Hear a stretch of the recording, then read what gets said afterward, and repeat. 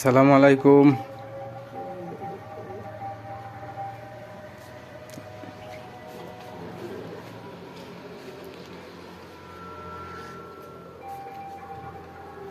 এই দিদা আগে একবার দিদার ফটো করেছিলাম ভিডিও, আজকে বার করছি। এই দিদার কেউ নেই, এই আমার দোকানে এসে বসে আছে। আমি যতদূর পারি ততদূর সাহায্য করি। আমার এই সবজির দোকান, এই আমার দোকানে এসে বসে আছে, এখন ডাক্তারের কাছে যাবে। দিদার তো কেউ নেই, আগের ভিডিওই তো বলিছে একাই থাকে।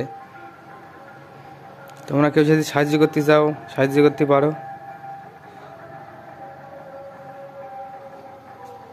ঠিকানা মেরুদণ্ডী পশ্চিমপাড়া।